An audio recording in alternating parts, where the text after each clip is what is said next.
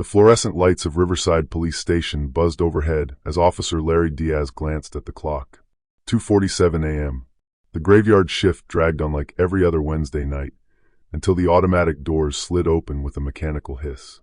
What entered wasn't a person. A German shepherd, ribs visible beneath matted fur, limped through the entrance. Her paws left muddy prints across the polished linoleum. But it wasn't her emaciated condition that made Larry freeze mid-sip of his coffee. It was what she carried. Clenched between her jaws was a weathered burlap sack, soaked through with rain and what looked like years of dirt. The dog's eyes, one brown, one clouded with age, locked onto Larry with an intensity that sent a chill down his spine. She dropped the sack at his feet, and then she sat, waiting, like she'd done this 1,000 times before. Larry knelt slowly, hands raised in a calming gesture. "Easy, girl. Where did you come from?" The dog didn't move, didn't flinch. She simply stared at him with that unsettling, deliberate gaze, the look of a dog with a mission. That's when he saw it. A leather collar, cracked and faded, hung loose around her neck. Larry reached out carefully, fingers finding the tarnished metal tag.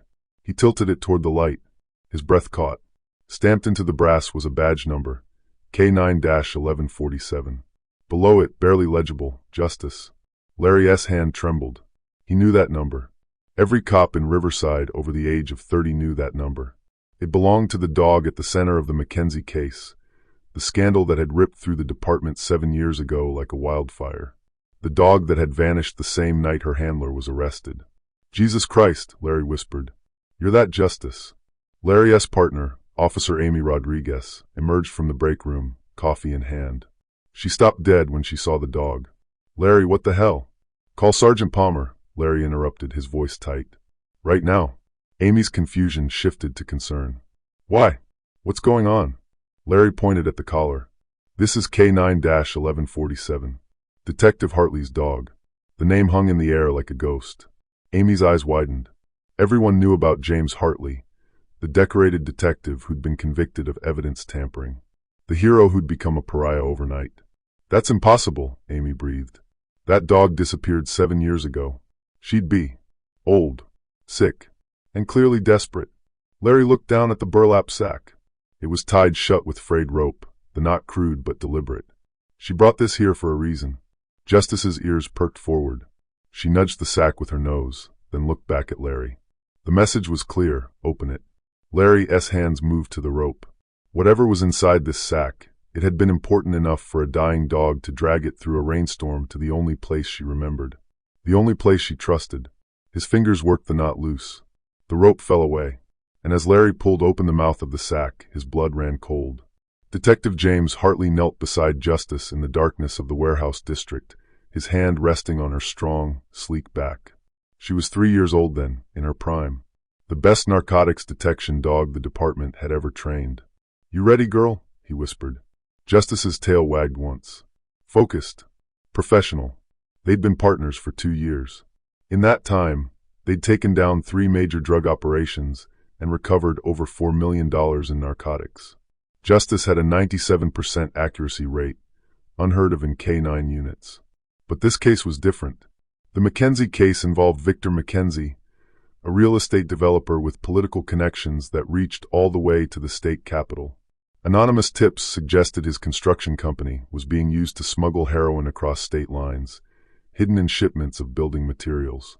The warrant had been hard won. James had spent 6 months building the case, piece by careful piece.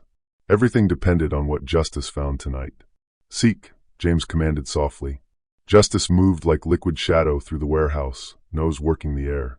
James followed, heart pounding. Behind him, 3 other officers waited at the entrance, ready to document whatever they found. Justice stopped at a pallet of drywall. She sat. The signal. James's pulse quickened. "Good girl. Show me." But as he approached the pallet, as his flashlight beam cut through the darkness, he saw something that made his stomach drop. The seal on the shipment was broken. Fresh. Recently tampered with. This wasn't how evidence was supposed to look. James photographed everything with meticulous care. The broken seal. The placement. The inconsistencies. Something felt wrong, but Justice's indication had been clear and confident. When they cut open the drywall, they found it. 5 kilos of heroin, packaged and ready for distribution. It should have been a victory. Instead, it was the beginning of the end. Within 24 hours, Victor Mackenzie's attorney had filed a motion to suppress the evidence. Within 48 hours, Internal Affairs had launched an investigation into James Hartley. The allegation was devastating. James had planted the drugs himself. "It's a lie," James told his union rep, his voice shaking with rage and disbelief. Justice indicated on that pallet. "She doesn't lie. She can't lie." But the evidence against him was damning. Security footage showed James entering the warehouse alone 30 minutes before the raid. Footage he couldn't explain because he'd never been there. Financial records suggested a recent deposit into an offshore account he'd never opened. Someone had built a perfect frame, and James Hartley had walked right into it. The department moved quickly. Suspension, investigation, then arrest. At his trial, experts testified that K9 indications could be influenced by handler cues, conscious or unconscious. That Justice might have been responding to James's body language rather than the scent of narcotics. They made his dog, his partner, into evidence against him. James was convicted of evidence tampering and obstruction of justice. He was sentenced to 7 years in federal prison. And Justice? She was retired from service, deemed compromised. The department policy was clear. She should have been rehomed to a vetted family. But the night before James reported to prison, Justice vanished from the kennel facility. Some said she'd been stolen. Others whispered she'd simply run away, confused and heartbroken by her handler's disappearance. James, handcuffed in the back of a transport van, had one last thought before the prison gates closed behind him. "She's looking for me, and I'll never be able to tell her why I left." Larry pulled the first item from the burlap sack with latex-gloved hands. It was a sealed evidence bag, yellowed with age. Inside was a cell phone, old model, probably 7 years outdated. The evidence tag was still attached, marked with a case number. Amy leaned over his shoulder. "Is that?" "Mackenzie case evidence," Larry confirmed, reading the tag. "This should be in the evidence lockup. How the hell did it end up in a dog's possession?" He pulled out the second item. A small notebook, the pages warped with water damage but still legible.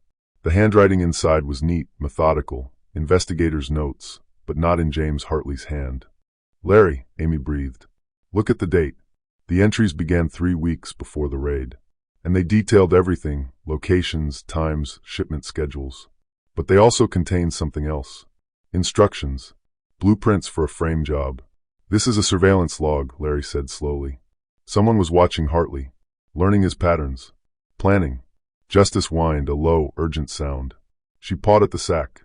There was more inside. Larry reached in and pulled out the final item. His hands shook as he lifted it into the light. It was a police badge. Not James Hartley's. The badge number read 0847. Sergeant Derek Cole, James Hartley's former supervisor. The man who'd testified against him at trial. "Holy shit," Amy whispered. Cole was in on it. Cole was running it. Larry's mind raced. Derek Cole had retired 4 years ago with full honors. He'd moved to Florida, bought a boat with his pension, and disappeared into a comfortable retirement. The department had thrown him a party. The chief himself had presented Cole with a commemorative plaque. "If this evidence is real," Larry said carefully, "then we convicted an innocent man. And the real criminal got away with everything." Justice's clouded eye tracked his movements. She was panting now, exhausted. Her back legs trembled with the effort of staying upright. "How long has she been carrying this?" Amy asked softly. "Where has she been?" Larry examined the sack more closely. There were stains he'd initially attributed to mud and rain. But now he looked closer. Rust. Concrete dust. The distinctive smell of industrial decay. "The old warehouse," he said suddenly. "The one from the original bust. It's been condemned for 5 years, but it's still standing," Amy finished. "You think she's been there? This whole time?" "Waiting," Larry said. "Dogs don't understand time like we do. To her, Hartley just left. And she's been guarding his evidence. Protecting it. Until..." He looked down at Justice. Her breathing was labored, wheezing. She'd lost weight, more than just a few missed meals. This was starvation. Exposure. Years of it. Until she knew she was dying, Amy finished quietly. And she made one last mission. She brought it home. Justice's tail thumped weakly against the floor. "Mission complete. Get Dr. Morrison on the phone," Larry ordered, already moving. "Tell her we have a critical K9 emergency. Then call Palmer. And wake up Captain Torres. This goes all the way to the top. Amy was already dialing as Larry knelt beside Justice. The dog's eyes were starting to glaze. Her breathing rattled in her chest. He'd seen enough animals in distress to know the signs. She was crashing. "Stay with me, girl," Larry whispered, gently stroking her head. "You did it. You did your job. But you've got to stay with me now." Justice's tail moved again, barely. The station doors burst open. Dr. Rachel Morrison, the department's veterinary consultant, rushed in with an emergency kit. She was in sweatpants and a jacket thrown over pajamas, but her hands were steady as she dropped beside Justice. "How long has she been here?" "Maybe 15 minutes, Larry said. "But she's been missing for 7 years. She's severely malnourished, dehydrated, probably pneumonia." Dr. Morrison was already inserting in 4-line. "Her heart rate is dangerously low. Get me the transport gurney from my van. Now." Amy sprinted for the door. Dr. Morrison looked at Larry, her expression grim. "This dog should be dead already. What's keeping her alive?" Larry looked at the evidence bag, the notebook, the badge. The items Justice had guarded for 7 years. The truth she'd carried across the city in the rain, dying with every step. "Purpose," he said quietly. She had one last mission. Captain Rosa Torres arrived at the station at 3:47 a.m., her face set in hard lines. She looked at the evidence spread across Larry's desk, then at the conference room where Dr. Morrison was working to stabilize Justice. "Talk," she said. Larry explained everything. The arrival, the badge, the evidence that suggested Derek Cole had framed James Hartley. Torres listened without interrupting. When Larry finished, she was quiet for a long moment. "Do you understand what you're suggesting?" she finally said. Derek Cole was a 30-year veteran. He retired with honors. "If we start digging into this and you're wrong—" "Then we're wrong," Larry interrupted. "But Captain, that dog dragged evidence from a condemned warehouse in the middle of the night. She's dying. And she came here. To us. To the people she was trained to trust." Torres's jaw tightened. She looked at the phone in the evidence bag. "That cell phone. Can we access it? Tech unit might be able to charge it, recover the data. But it's old. The battery might be completely dead." "Try," Torres ordered. "And find out where the hell James Hartley is right now." Amy looked up from her computer. "Already checked. He was released 14 months ago. Parole. He's living in Glendale, working at an automotive repair shop. Keeps his head down, doesn't make trouble." Torres nodded slowly. "Bring him in. Not under arrest. I want that crystal clear. This is a conversation. Tell him we found his dog." Larry hesitated. "Captain, after what we did to him, what the department did, I don't think he's going to trust us." "Then you'd better be persuasive," Torres said. "Because if that evidence is legitimate, we destroyed an innocent man's life. And the least we can do is look him in the eye and admit it." James Hartley was lying awake when the knock came. He never slept well. 7 years in prison had rewired his brain. Every sound was a potential threat, every shadow a reason for alertness. He pulled on jeans and a shirt, checked the peephole. 2 uniformed officers. His stomach dropped. Parole visit? Had he violated some condition he wasn't aware of? He opened the door. "Can I help you?" The female officer, Rodriguez, her name tag read, had an unusual expression. Not hostile, almost gentle. "Mr. Hartley, I'm Officer Rodriguez. This is Officer Diaz. We need you to come to the station." James's hands clenched. "What for?" "I haven't done anything wrong. I've been reporting to my parole officer every—" "You're not in trouble," Diaz interrupted. "Sir, we found your dog." The world tilted. James grabbed the doorframe for support. "What?" "Justice," Rodriguez said softly. "She came into the station tonight. She's alive. Barely, but she's alive." The sound that escaped James's throat wasn't quite a word. His vision blurred. 7 years. 7 years of not knowing. 7 years of wondering if she'd suffered, if she'd been afraid, if she'd looked for him until she couldn't anymore. "I need to see her," he managed. "Right now." "That's why we're here," Diaz said. "But Mr. Hartley, there's more.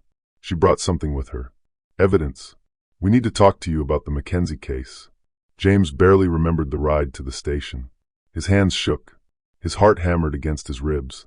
The officers didn't handcuff him, didn't treat him like a criminal, but the kindness almost hurt worse. It reminded him of who he'd been before. Before the trial. Before prison. Before everything. They led him through the station, the same station where he'd worked for 12 years. Faces he'd known avoided his eyes. Some watched with curiosity. others with shame. Diaz opened the door to the veterinary examination room. And there she was. Justice lay on the examination table, for lines running into her front leg. She was skeletal, a ghost of the powerful dog he remembered. Her fur was matted and dull. One eye was clouded with age. But when she saw him, her tail moved. Just once. Weak but deliberate. "Justice," James choked out. He crossed the room in 3 strides. His hands, shaking useless, hovered over her, afraid to touch, afraid she'd break. Dr. Morrison nodded permission. James's fingers found the spot behind Justice's ears that she'd always loved. She leaned into the touch with a soft whine. "I'm sorry," James whispered, tears streaming down his face. "I'm so sorry, girl. I didn't leave you. I didn't want to leave you. I would never." Justice's tongue flicked out, catching his hand. "Forgiveness. Unconditional and immediate." Dr. Morrison cleared her throat. "Mr. Hartley, she's very sick. Pneumonia, severe malnutrition, possible organ damage. But she's stable for now. And she's a fighter." "She always was," James said, his voice breaking. "She never quit. Not once." Diaz stepped forward.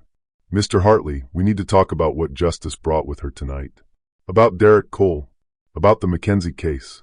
Because we don't think you were guilty." James looked up, his eyes red and hollow. "Doesn't matter what you think. I did 7 years. My career is gone. My reputation is destroyed. And the only thing that kept me breathing through all of it just used the last of her strength to," his voice cracked, "to save me. Again." "Then don't let it be for nothing," Captain Torres said, entering the room. "Help us make this right." They moved to an interview room. But this time, James sat as a witness, not a suspect. Captain Torres sat across from him, the evidence laid out on the table between them. James stared at Derek Cole's badge. His hand moved toward it, then stopped. "I trusted him," James said quietly. "Cole was my mentor. When I made detective, he's the one who recommended me for the K9 unit. He said justice, and I would make a perfect team." "Tell us about the night of the raid," Torres said. "Everything you remember." James took a breath. "Cole was my supervisor on the Mackenzie investigation. I'd been building the case for months. The warrant approval came through that afternoon. Cole said he'd coordinate with the tactical team, handle the logistics. I was supposed to meet everyone at the warehouse at midnight. "But you went earlier," Larry said, sliding a photo across the table, a still from the security footage that had helped convict him. "No," James said firmly. "That footage was the main evidence against me at trial. But I was never there before the raid. I was home, writing my report. My lawyer argued the footage was doctored, but the expert witness said it was authentic." Torres leaned forward. "The timestamp is what convicted you. 11:27 p.m. 33 minutes before the scheduled raid." "It's not me," James insisted. "I mean, it looks like me. Same jacket, same build. But I didn't own that exact jacket until after the case. I bought it." He stopped. "I bought it on Cole's recommendation. He said he had the same one, that it was perfect for night operations." The room went silent. "He set you up," Amy breathed. "He wore your jacket, your gear. From a distance, on a grainy security camera. He'd look exactly like me," James finished. "And when they found the drugs in the location he'd planted them, with my dog indicating on the spot. It was perfect," Torres said grimly. "But why? Why would Cole frame you?" James looked down at the notebook Larry had recovered from Justice's sack. "May I?" Torres nodded. James opened it, flipping through the pages. His expression darkened. "This is Cole's handwriting. I'd recognize it anywhere. These dates, he was tracking me, learning my schedule, my routines." He turned to a specific page. "Here. Hartley works late Thursdays. Home alone. No alibi. He was building my frame months in advance." "But why?" Larry repeated. "What did he gain?" James turned another page, then froze.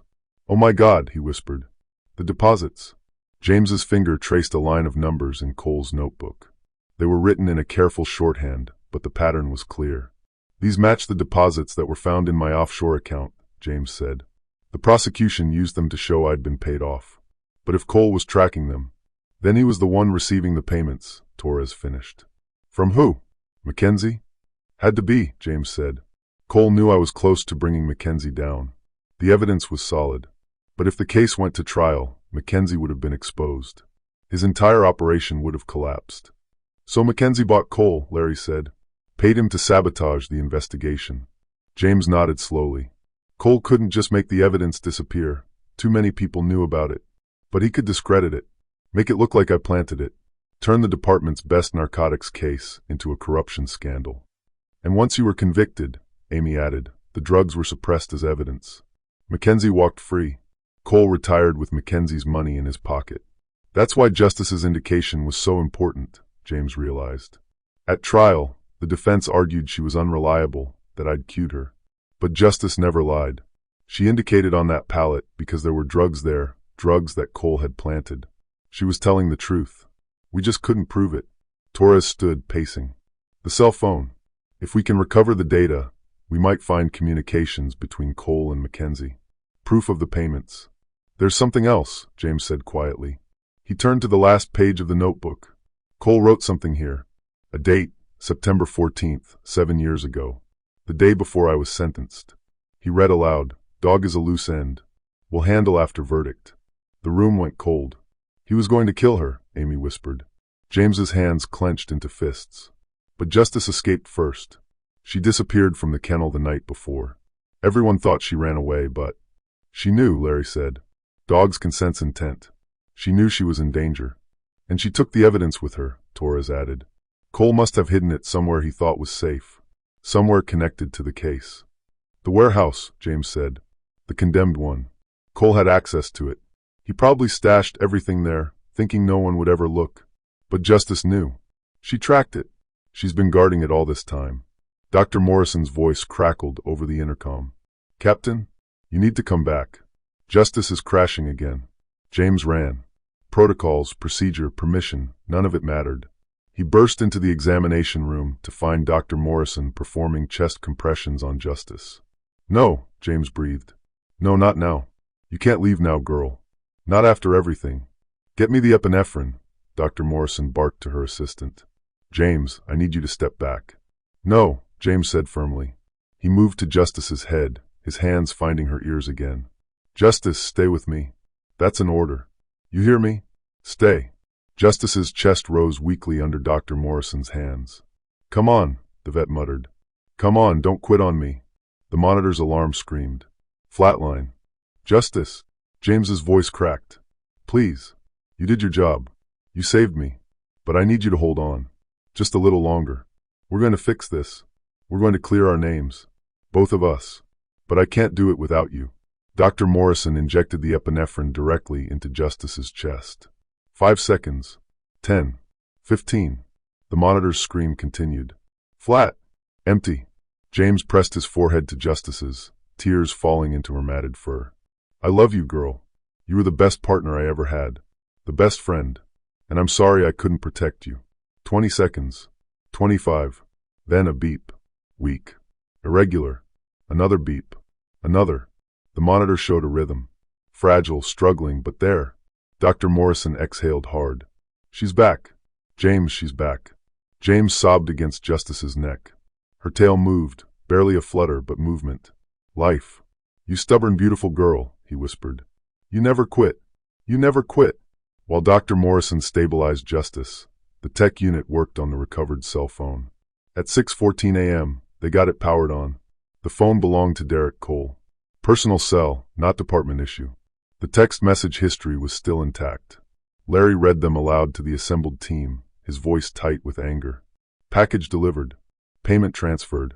Victor Mackenzie. Hartley's getting close. Need to accelerate timeline. Cole. Can you guarantee conviction? Mackenzie. I'll make sure of it. Dog will seal it. Cole. What about after? Loose ends. Mackenzie. All handled. Dog won't be a problem. Cole. The final text message was dated the day before Justice disappeared. Transaction complete. Retirement secured. Enjoy Florida. Mackenzie. Already packing. By this time tomorrow, no one will ever know. Cole. Son of a bitch, Torres breathed. It's all here. The conspiracy, the frame, the payment. Everything we need. Will it be enough? James asked. He'd been standing in the doorway, unwilling to leave Justice but needing to hear this. 7 years later? With Cole in Florida? It'll be enough to reopen your case, Torres said. Get you exonerated. As for Cole, her expression hardened. I'll make sure he answers for what he did. Amy looked up from her computer. Captain, there's more. I pulled Cole's financials. He made 2 large purchases right after retirement, a boat and a condo in Miami. But here's the thing, he also made regular payments to a storage facility in Riverside. He's been paying for it continuously for 7 years. What's in the unit? Larry asked. Unknown. But the facility is 3 blocks from the condemned warehouse. Torres grabbed her jacket. Get a warrant. Now. And someone call the FBI. This involves interstate commerce and public corruption. This goes federal. James swayed slightly. The weight of 7 years, of injustice, of loss, of survival, suddenly crashed down on him. Larry caught his arm. You okay? I don't know, James admitted. I've imagined this moment 1,000 times. Proof. Vindication. But now that it's here, I just feel tired, Larry finished quietly. You've been carrying this alone for a long time.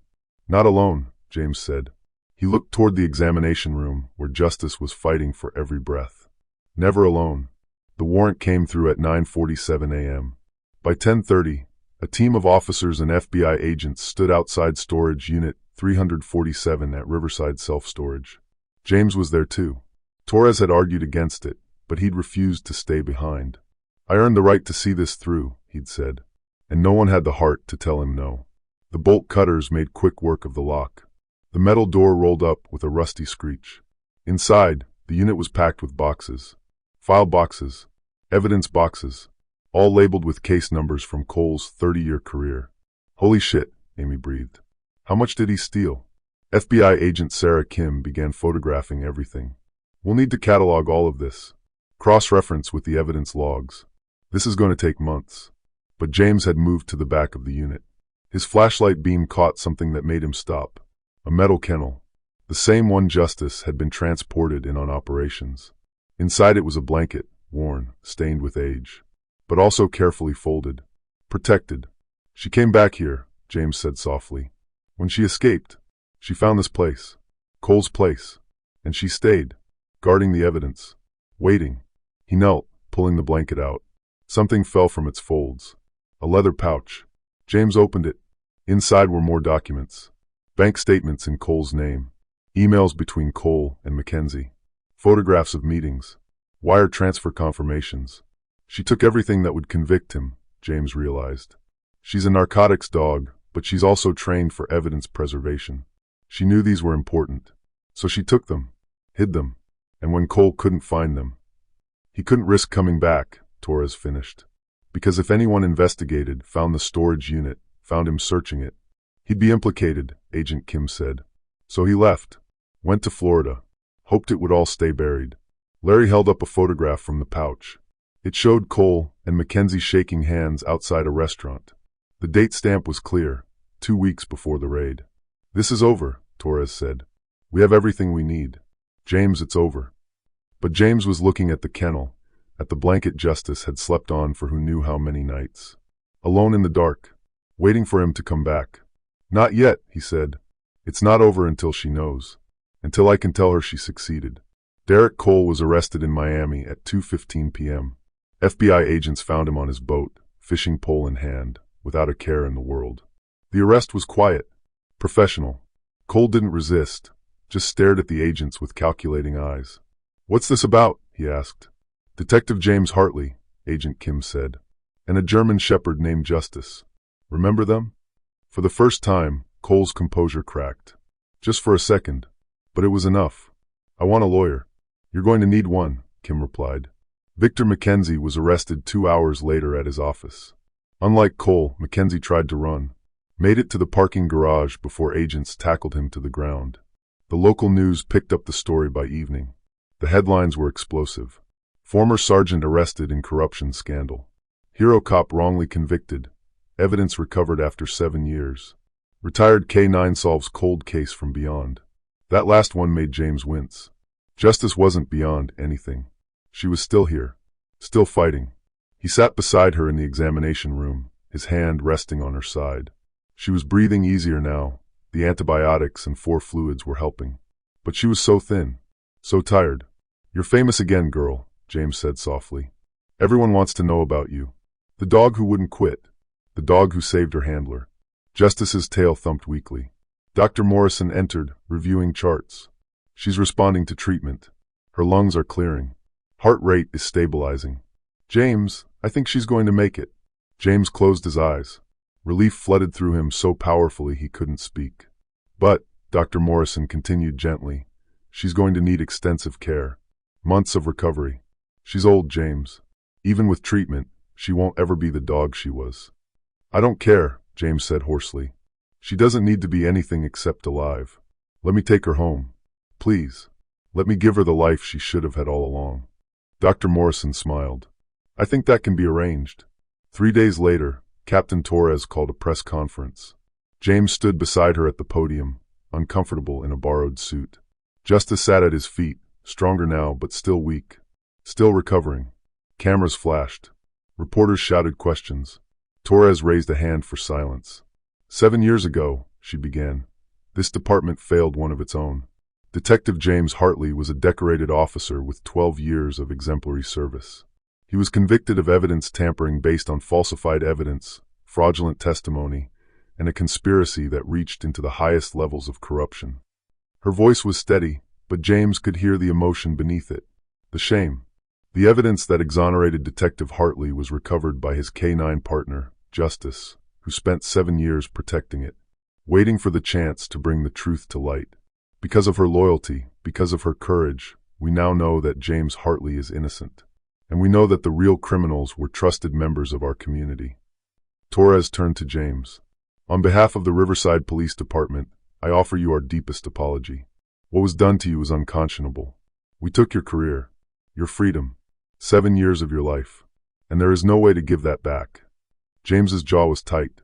He nodded, not trusting himself to speak.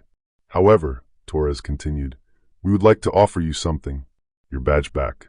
Full reinstatement as a detective, back pay for the years you lost, and a formal commendation for both you and Justice for breaking the Mackenzie-Cole conspiracy. The room erupted. Cameras flashed. Reporters shouted. James looked down at Justice. She looked back up at him with her clouded eye and her graying muzzle. He thought about 7 years in prison. About the nights he'd wondered if he'd survive. About losing everything, his career, his reputation, his partner. And he thought about Justice, alone in a condemned warehouse, guarding evidence she couldn't understand but knew was important. Waiting for him. Never giving up. James stepped to the microphone.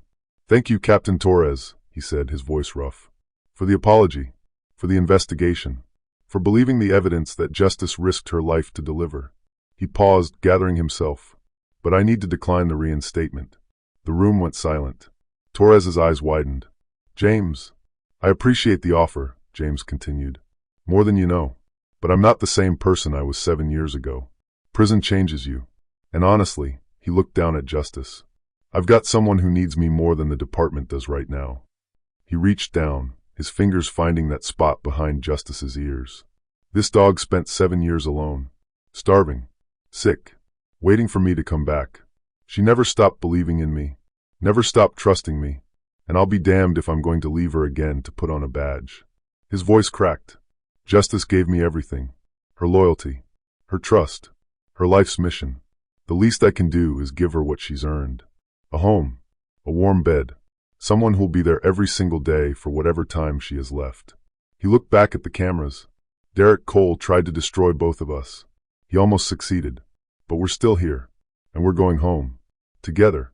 James picked up Justice, gently, carefully, and walked out of the press conference. Behind him, the room erupted in applause. The federal trial began 8 weeks later. Derek Cole and Victor Mackenzie were tried together on charges of conspiracy, corruption, obstruction of justice, and evidence tampering. James attended every day. Justice by his side. The prosecution built their case methodically. The text messages. The bank records. The storage unit evidence. The falsified security footage. Enhanced analysis showed it was indeed Cole wearing James's jacket, his face deliberately obscured. Witnesses testified. Officers who'd worked with Cole admitted they'd had suspicions but never voiced them. Forensic accountants traced Mackenzie's payments through 3 shell corporations before landing in Cole's offshore accounts.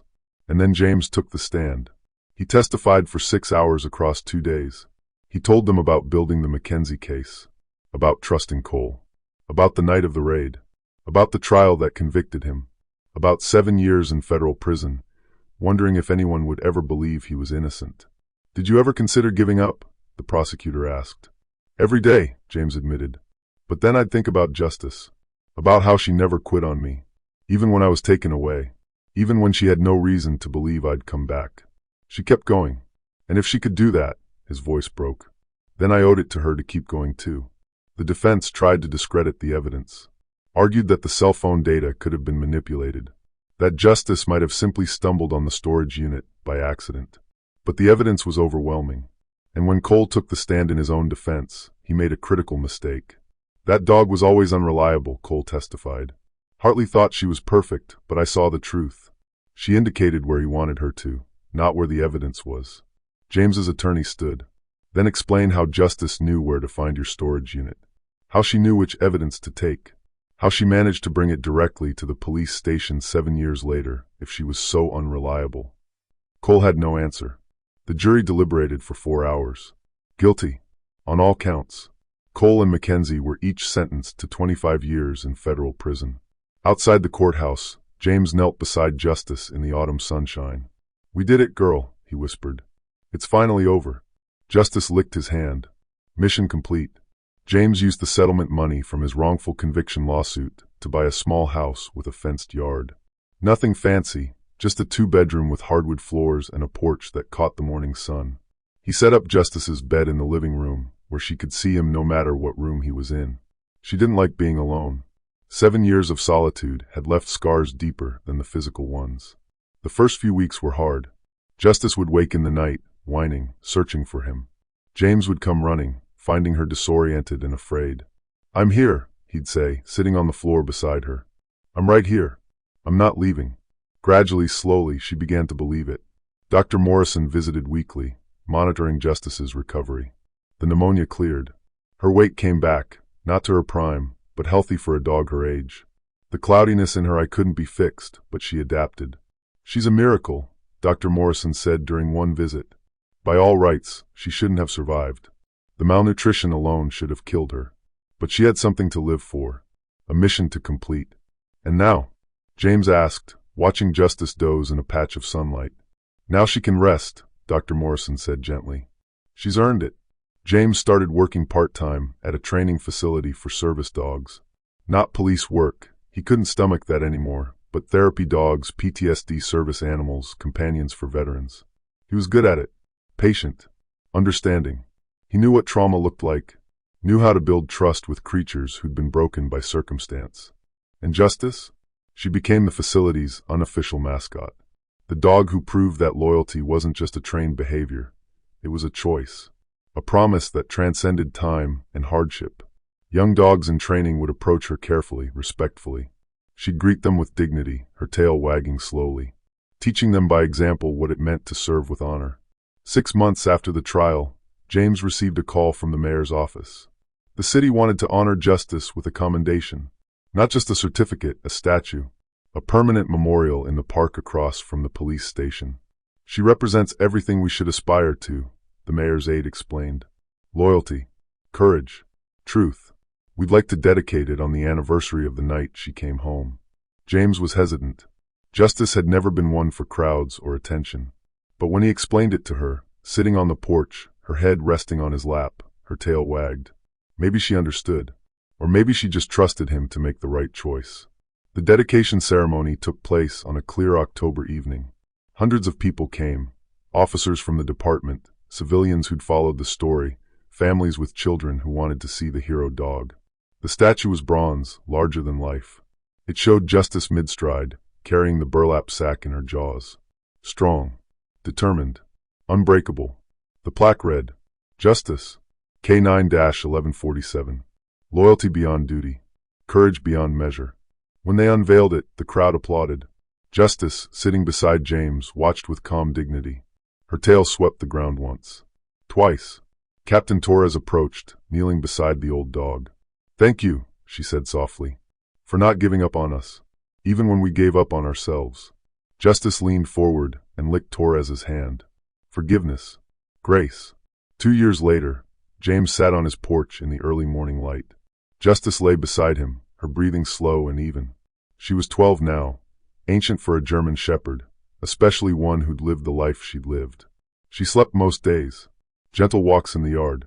Treats that James hand-fed her. A life of peace after years of war. She'd earned every moment of it. That morning, Justice woke slowly.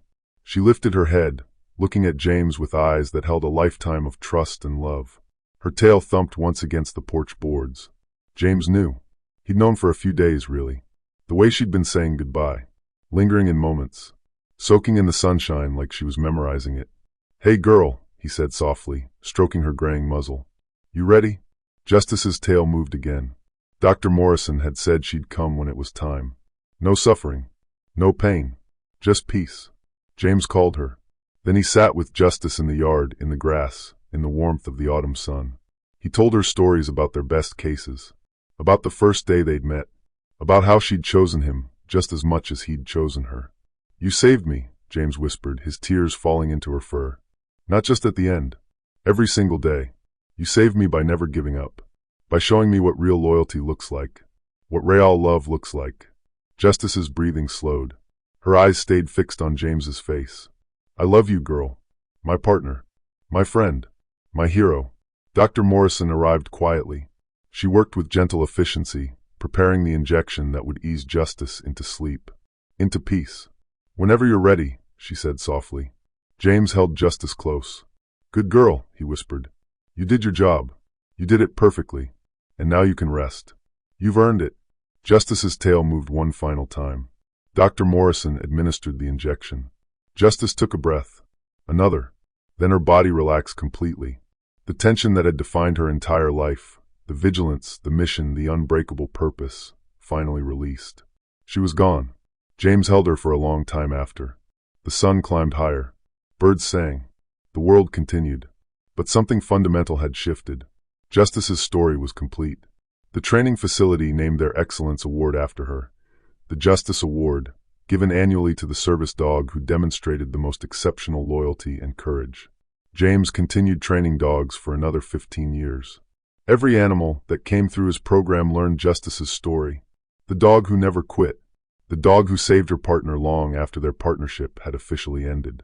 The bronze statue in the park became a meeting place. A landmark. People would stop by to leave flowers, dog treats, notes thanking Justice for her service. And sometimes, late at night, officers finishing their shifts would pause at the statue. They'd place a hand on Justice's bronze head and make a silent promise to live up to the standard she'd set. To remember that the badge meant something. That loyalty, honor, and truth were more than just words. They were a mission. James was buried beside Justice when his time came. Two partners reunited. The headstone was simple. Detective James Hartley and K9 Justice. Together again. Their story lived on. In the officers who chose integrity over convenience. In the dogs who served with unwavering dedication. In anyone who'd ever been wrongly accused and refused to stop fighting for the truth. Justice had taught them all one final lesson. That real loyalty doesn't end when the mission does. It doesn't break when circumstances get hard. It doesn't quit when hope seems lost. Real loyalty carries on. Through pain. Through time. Through everything. Until the mission is complete. Until the truth comes home.